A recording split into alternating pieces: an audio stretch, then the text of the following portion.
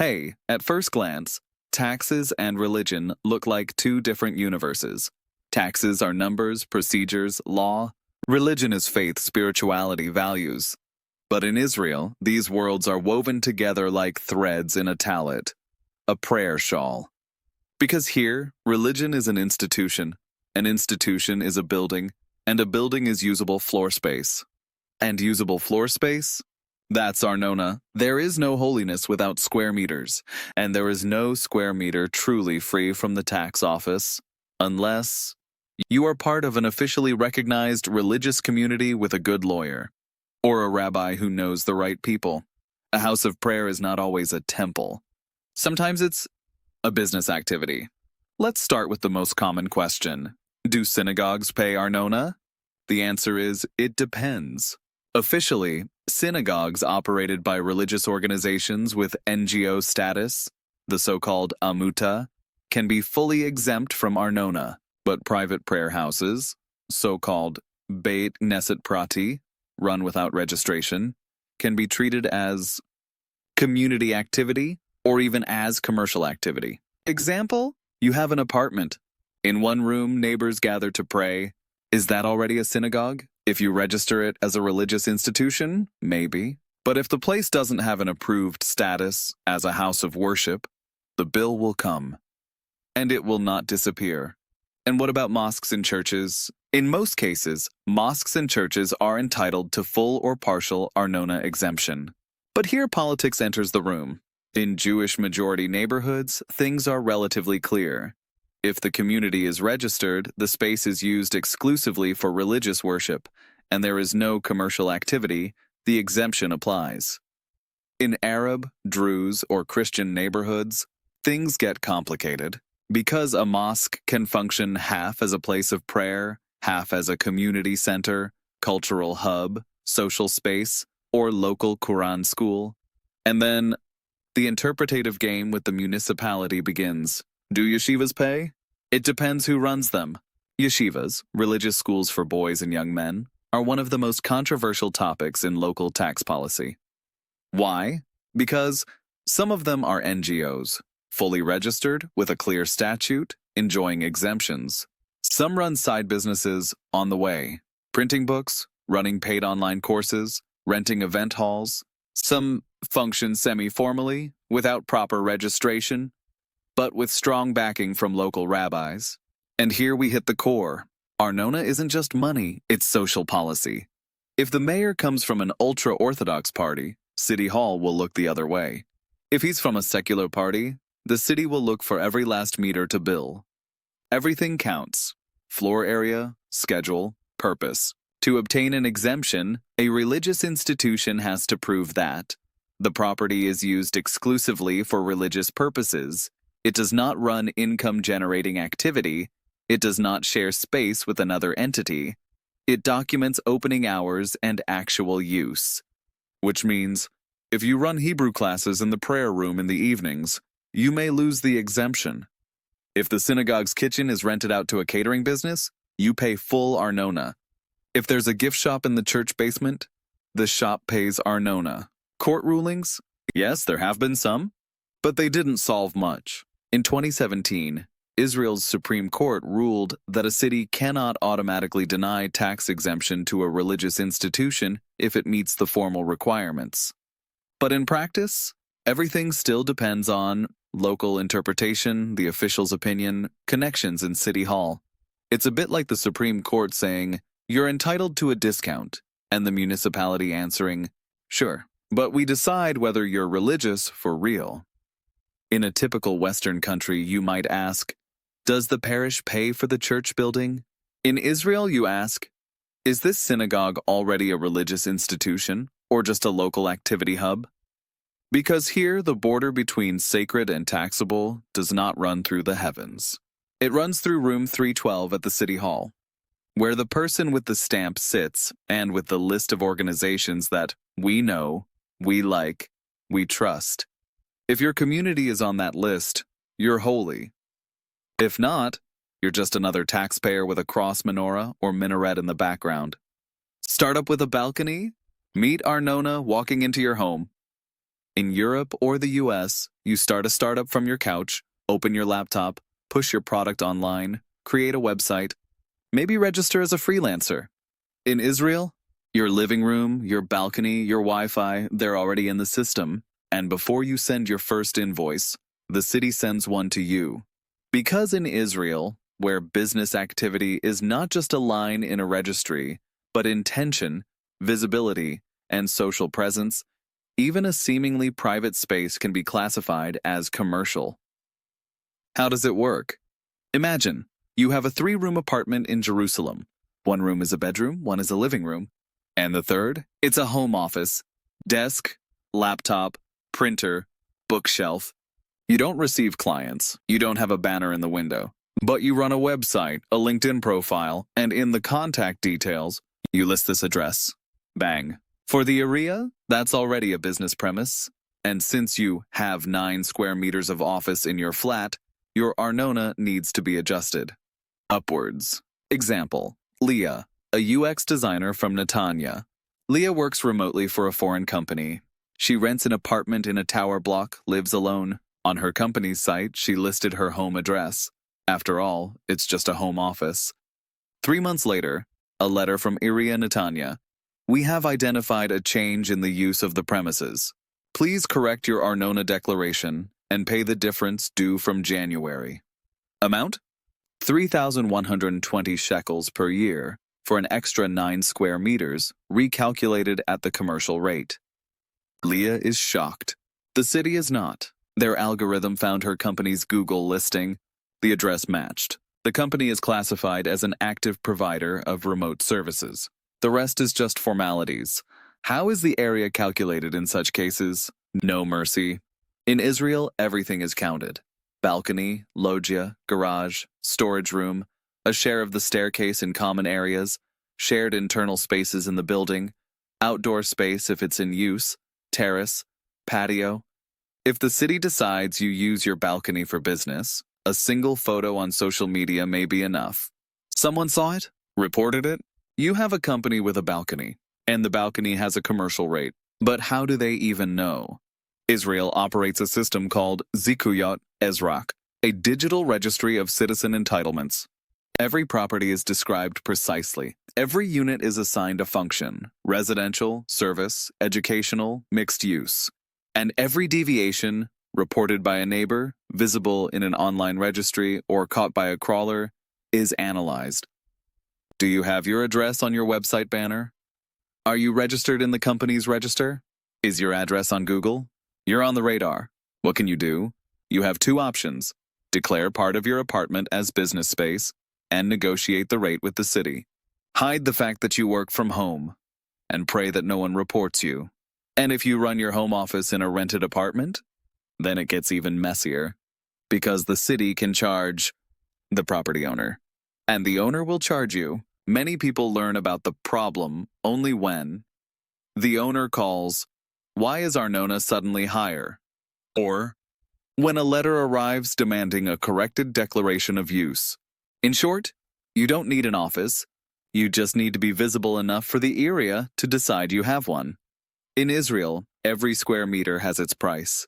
Even the one you don't notice. Even the one where you only sit with a laptop and a cup of coffee. Because the system doesn't look at whether you have a sign on the door.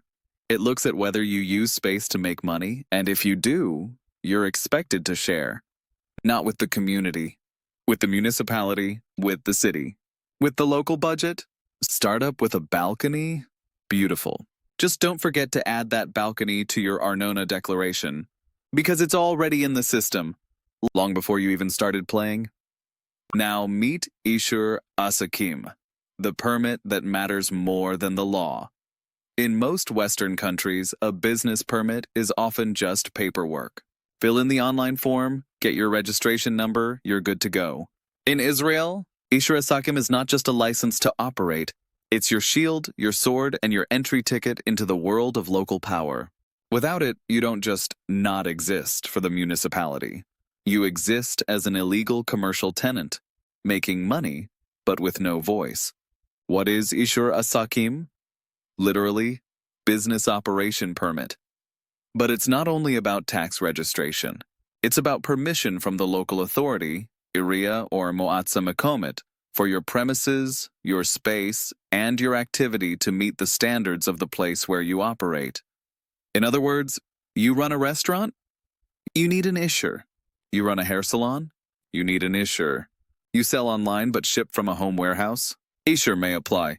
It's a combo of health inspection, fire safety approval, building control, and economic zone management, all in one. When is Ishur required? Not every activity needs it, but if you have a physical space, clients, foot traffic, visibility, or signage, the city wants to know. And once it knows, it wants to decide.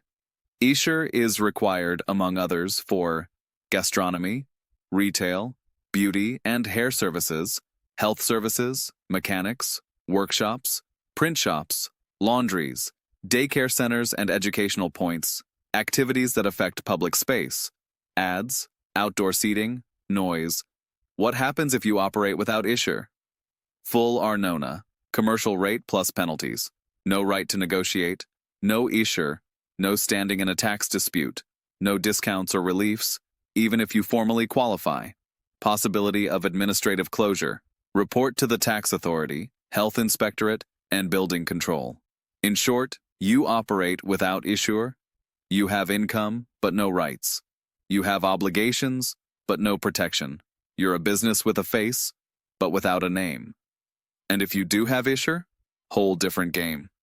With Ishur, you can negotiate Arnona, especially in the first year, apply for new business reliefs, join local support programs, grants, promotion, initiatives, advertise legally, banners, signs, flags, appear as a trusted entity in the eyes of the city. It's not a dry document. It's currency, proof that you are inside the system. Example, Avi and the cafe without Ishur. Avi opened a cafe in Nachalat Binyamin, Tel Aviv. The place had planning permission, landlord approval, everything looked legal. But he never applied for Ishur Asakim. He thought, why bother? It's just a few tables. He operated 6 months. Then the city sent a bill with double Arnona, as illegal activity plus a fine. On top of that, ban on advertising, order to close the outdoor seating, removal from all local revitalization programs. Finally, after talks with officials, help from a council member, and 3 months of fighting, he got the Ishur, but he lost over 35,000 shekels. Conclusion: Ishur Asakim is not a decoration. It's the founding document of your relationship with the city. Is Ishur a tool of pressure? No Ishur. The city can threaten to shut you down. You have Ishur? The city can offer you partial Arnona exemptions, preferences in municipal tenders, priority in planning decisions. It's basically a membership card for local business players. In Israel, entrepreneurship doesn't start with your first client. It starts with your relationship with local government. And Ishur Asakim is your passport into that relationship. Without it, you're invisible, yet taxable. With it, you're a recognized player. You can defend yourself, ask questions, negotiate. Because running a business isn't just work. It's a position on the local map. And Ishur Asakim is your marker saying, I'm here legally, and I know the rules of the game. How Israeli cities use local tax as bait or as a deterrent? In economic textbooks, market competition is between companies. In Israel, cities compete. For your business, for your jobs, for your Arnona. In a country where usable space is the most precious resource after water, your company's location decides everything. Your costs, your reliefs, your access to government programs, and even whether the city wants you there at all. Let's look at the usual suspects in the Arnona game. Tel Aviv, the capital of startups and high taxes. Let's be honest, Tel Aviv is the center. Prestige, clients, investors, ecosystem. But also the highest Arnona in the country. No reliefs for new businesses, fees on everything, sign, banner, AC unit, table on the sidewalk. Why? Because Tel Aviv doesn't have to attract entrepreneurs. Tel Aviv filters them. Beersheba, desert capital of discounts and incentives. Now look about 100 kilometers south. Beersheba, capital of the Negev desert. 20 years ago, stereotypical middle of nowhere. Today, hub for military tech and university innovation. Why? Because the city and the state said, "Come to us, we'll cut you a deal." Examples: Arnona reliefs for the first 3 years of operation, subsidies for commercial rent, grant programs for tech, medical and education businesses, faster Ishur Asakim procedures, even 100% property tax exemptions for strategic investors. In practice, Arnona much lower than in Tel Aviv, plus cheaper life, less traffic, new neighborhoods. It simply pays off. Netanya, Herzliya, Ra'anana, rich but selective suburban cities around Tel Aviv each have a style. Netanya, headquarters for many service firms, but with no special discounts. Herzliya, high-tech center with the most expensive offices in Israel. Arnona, only for tough players. Ra'anana, great for families, but if you want to run a business there, prepare for premium rates. These cities don't fight for small firms. They want businesses that already succeeded. Peripheral towns, battlefields for every new startup: Safed, Tiberias, Kiryat Shmona, Ofakim, Dimona, not just dots on a map.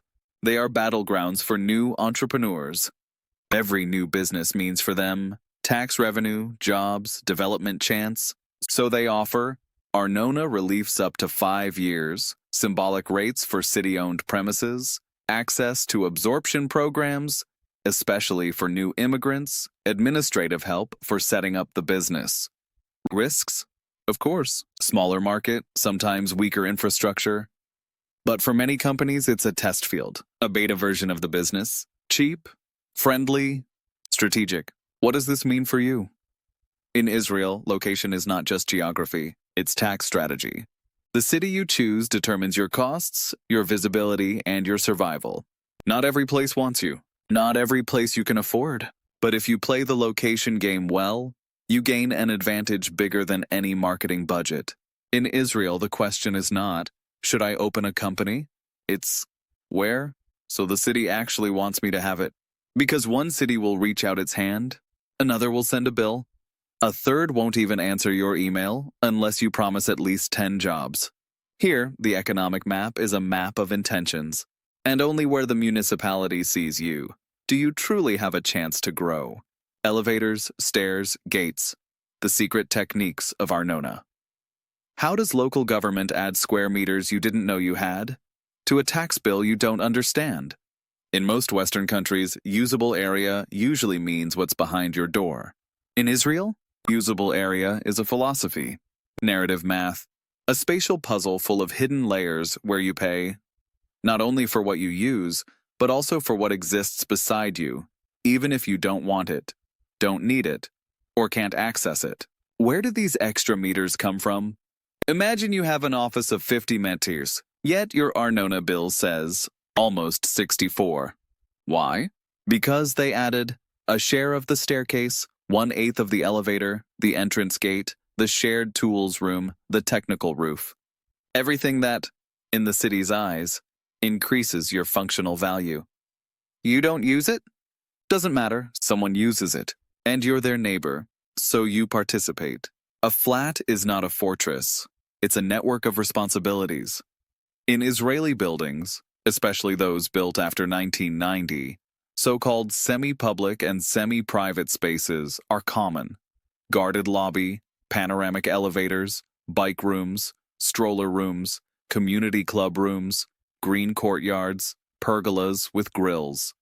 The area adds a percentage of these spaces to your Arnona base without asking whether you use them.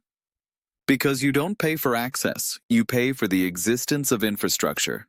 Example, an office in the Azrieli Towers. A startup has 45 mentored on the 21st floor. In the lease, 45 mentours net. In the city's registry, nearly 60 midnight gross. Where's the difference from? 9% share in elevators, 5% in the security system, 4% in the lobby, 2.5% in technical storage on the floor.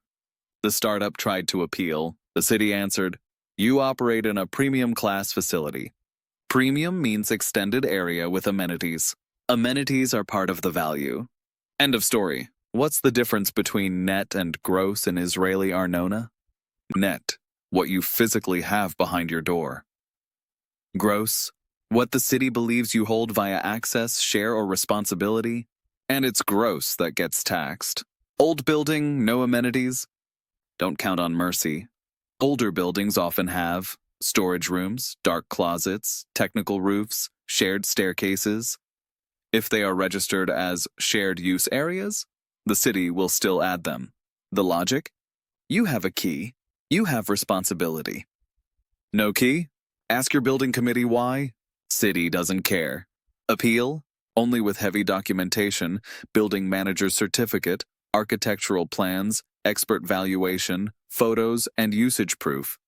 And even then, it's up to the official. He can say, "That's the standard, we're not changing it." Period. In Israel, even space you never see has value. The state works on the principle, you're part of the building, so you benefit. And if you benefit, you pay. You don't matter as an individual. The concept of space matters, and that concept has zero mercy for your wallet. The elevator you never touch? In the database. Emergency stairs you never use? Also, a gate with a broken intercom? Still taxable. In a country where every meter is an element of the urban fiscal system, you don't pay for what you have. You pay for what you own by share. And a share is an obligation when Arnona becomes a weapon, a tool of class, ethnic, and demographic warfare. In economics textbooks, Arnona is just a local tax. Municipal revenue. Neutral, fair, technical. In Israeli reality, it's a weapon, a precise weapon, a political weapon. A weapon you can aim at. The poor, the religious, immigrants, artists, startups, anyone who doesn't fit the city's puzzle. In a country with no clear line between politics and urban planning, Arnona is a form of social selection. Through Excel, who decides Arnona rates?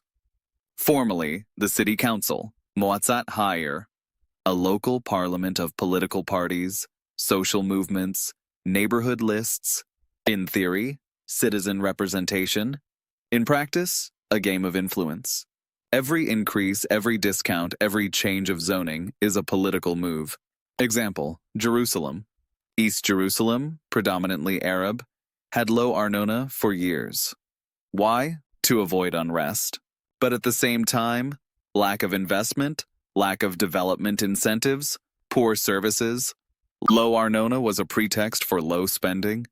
In the Western, wealthier Jewish side, Arnona went up. Why? These districts can pay. And also, because the city invested there.